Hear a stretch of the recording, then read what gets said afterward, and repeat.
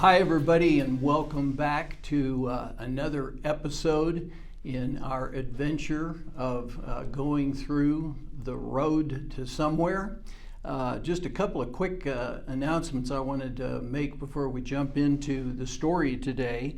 One is, we will be in episode 4 today, which I'm going to call Honest Abe, and you'll see why obviously in a little bit.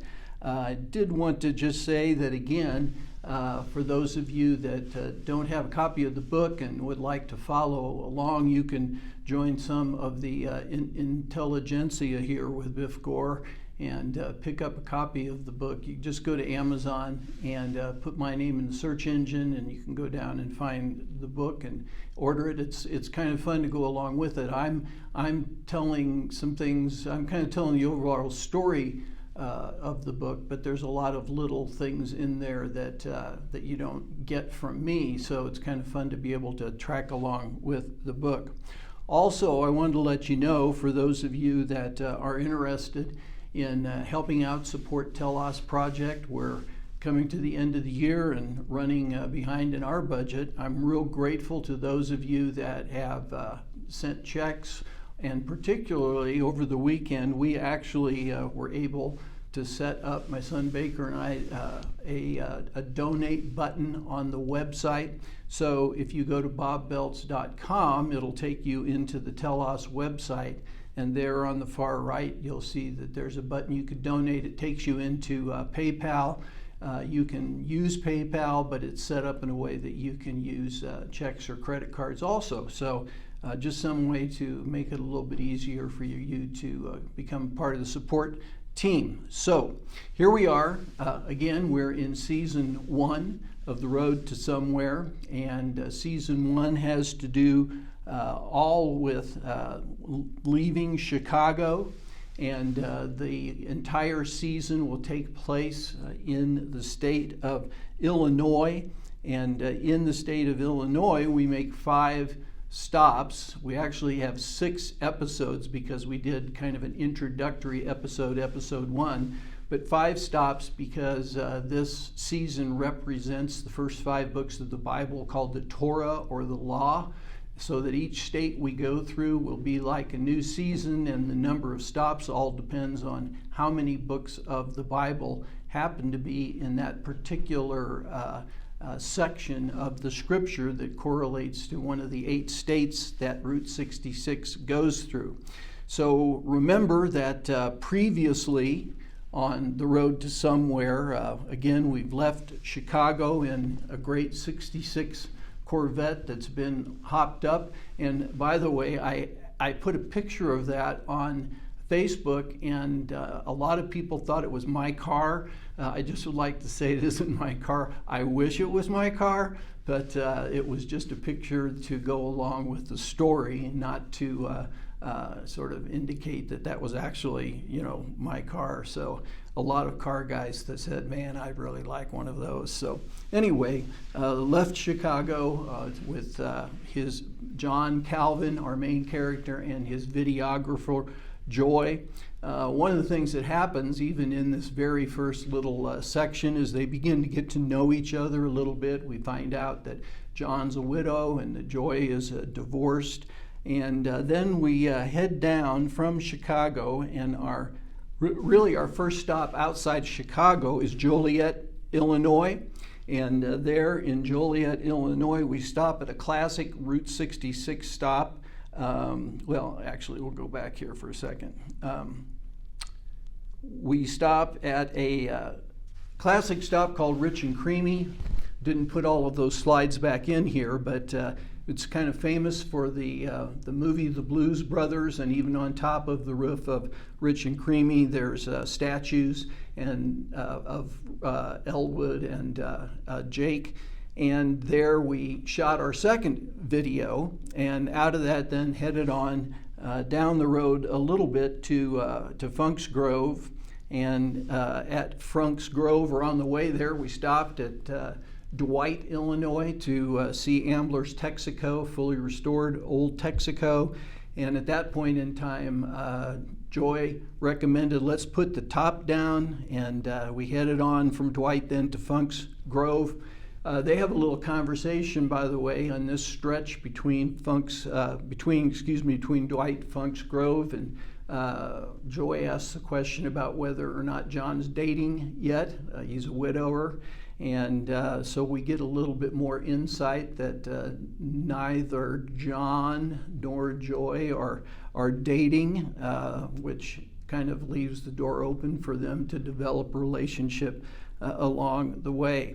I wanted to say also, Funk's Grove played a big role in the first Somewhere book. So again, The Road to Somewhere is a sequel to Somewhere Fast, and actually Funk's Grove was the first stop in that book where John met a old retired professor from the University of Chicago, and also was given a copy of The Way of a Pilgrim, which played a big role in that particular book.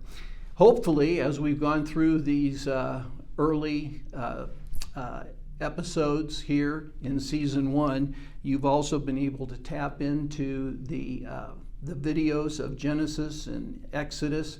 I've been watching the videos each week in part of my preparation time, and boy, there's a lot of information in those videos. So I hope that when you finish looking at just the little section that tells the story, that you'll take the time to go on and look at those videos. So today we're on to our next stop in Illinois, and we're going to be down here in Springfield, which is the capital of Illinois, and this will be the last stop on the first day of their trip. And if there's one thing that characterizes Springfield, it's the fact that Abraham Lincoln for a period of time lived here. Many people considered it his hometown, and so there are so many things that are tied in to Lincoln here in Springfield, Illinois. One is that Joy and John spend their first night, separate rooms by the way, at the Hotel President Lincoln, which was the same hotel, by the way, that in Somewhere Fast John stayed when he hit Springfield. It's a big Lincoln town, and one of the kind of the I don't know what you would call it, icons that is there in Springfield is that this is where Lincoln is buried. So there's a memorial and a burial site there in Springfield, and there's also a replica of the bust of Lincoln that is the original is in, I think, the Rotunda at the Capitol in Washington, D.C.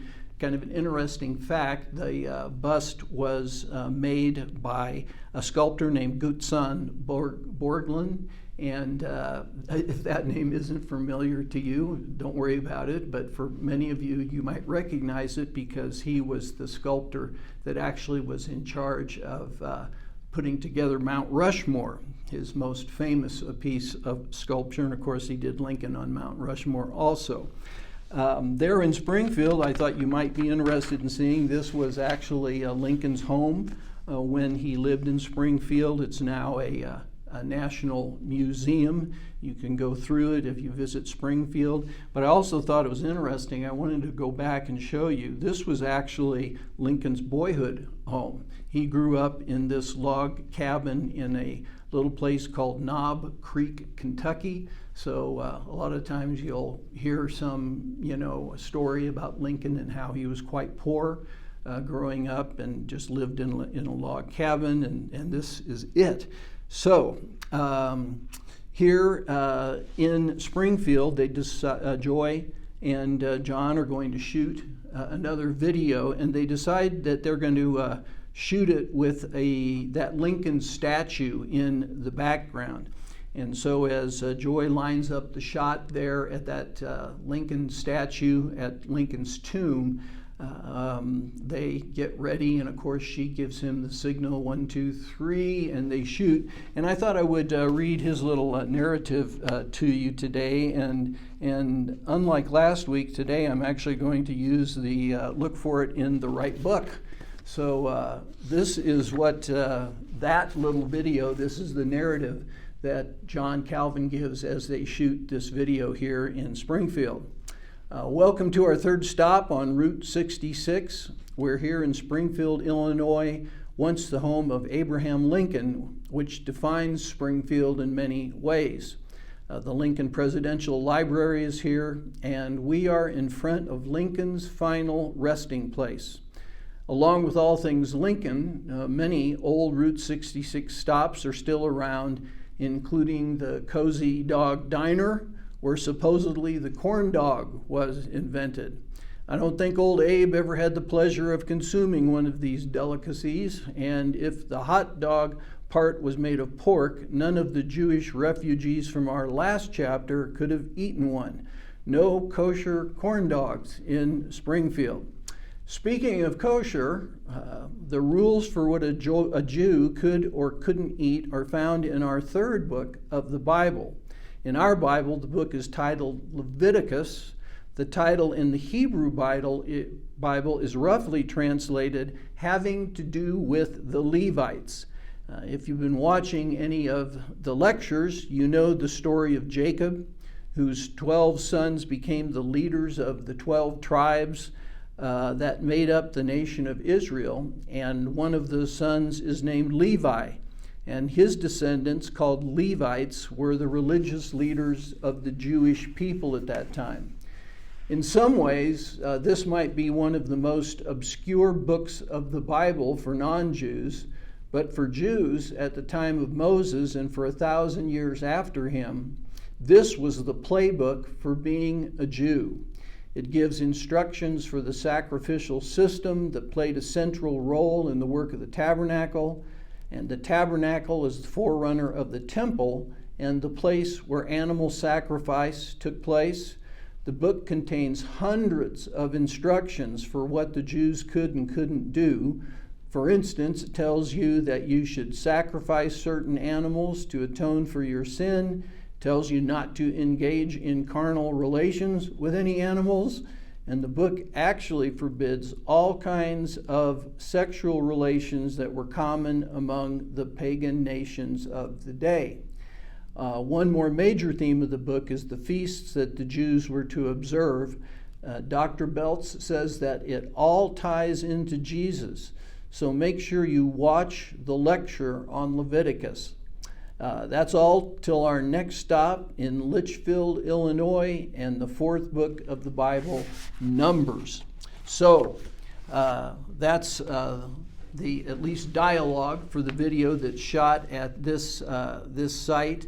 And after the narrative, one of the things that John and Joy do is they decide they're going to go check out Cozy Dog Drive-In, the home of the corn dog. And then that night they have dinner at the hotel. One of the things that happens in the book is that John will tell Joy that he's retiring early because he needs to study up for the next couple of videos they're going to do on Numbers and Deuteronomy. Actually, as you might remember, she doesn't know that he actually is an expert on the Bible. He knows Deuteronomy and Numbers quite well, but what he wants to do is see a little bit of how Dr. Beltz in his lectures handles these two books.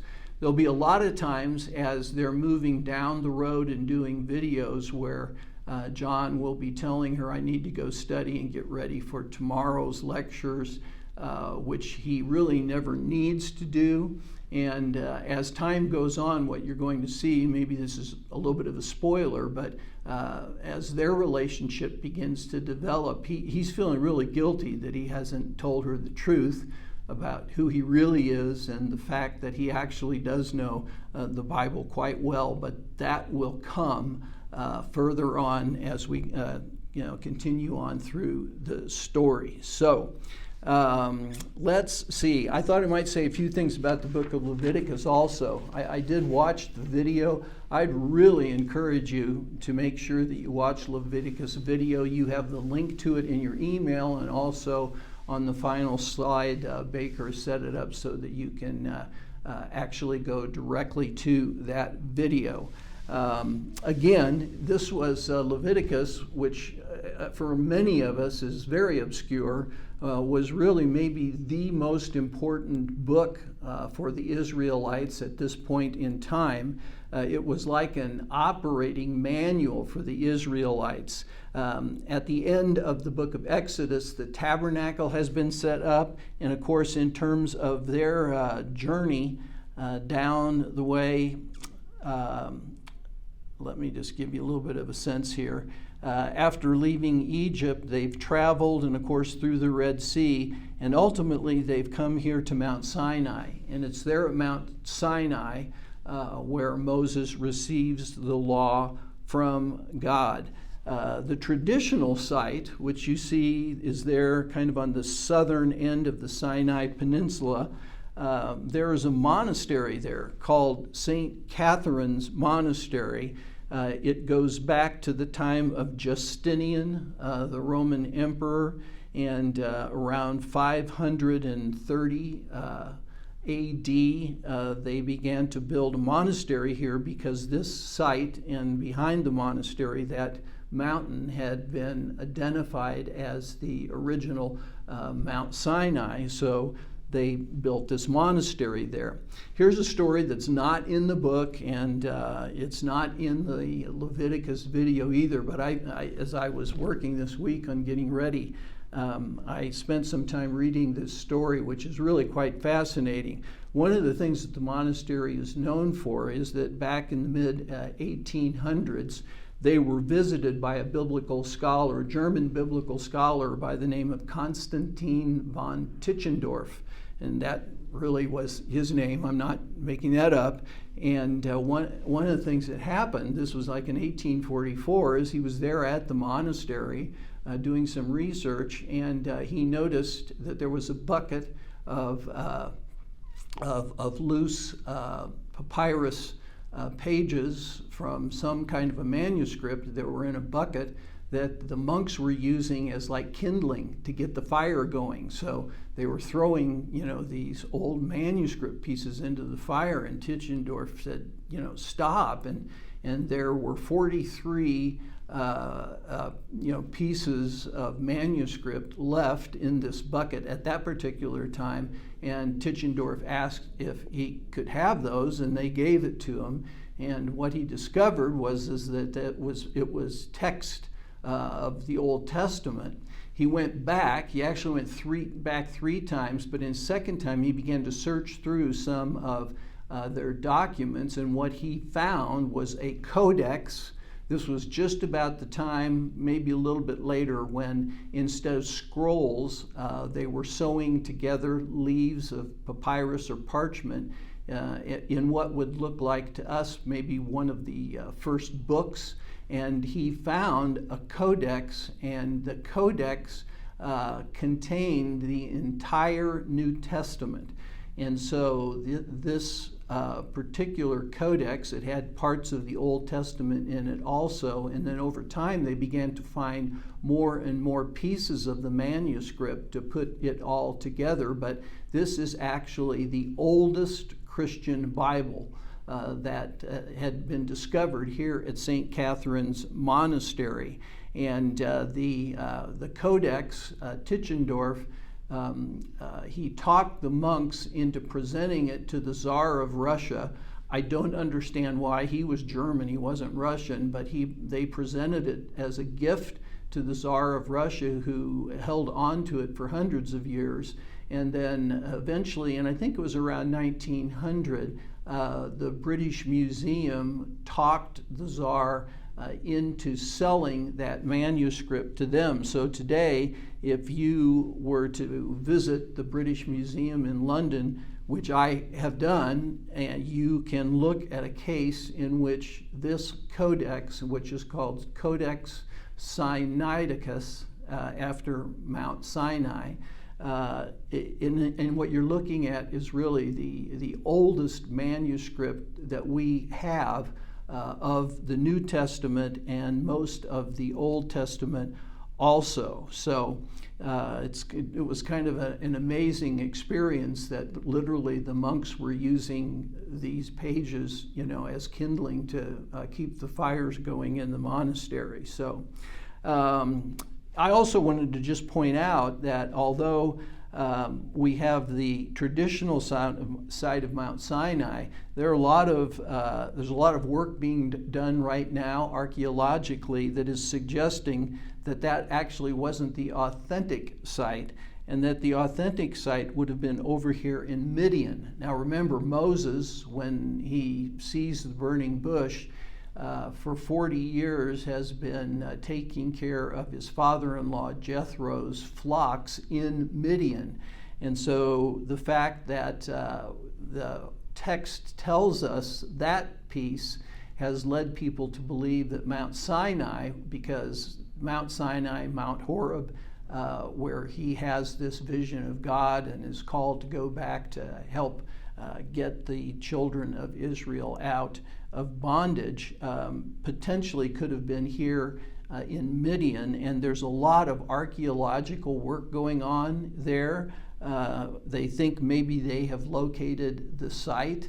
So we'll see what happens as time unfolds and more work is done. But again, that takes place, that is set on the Arabian Peninsula, not the Sinai Peninsula.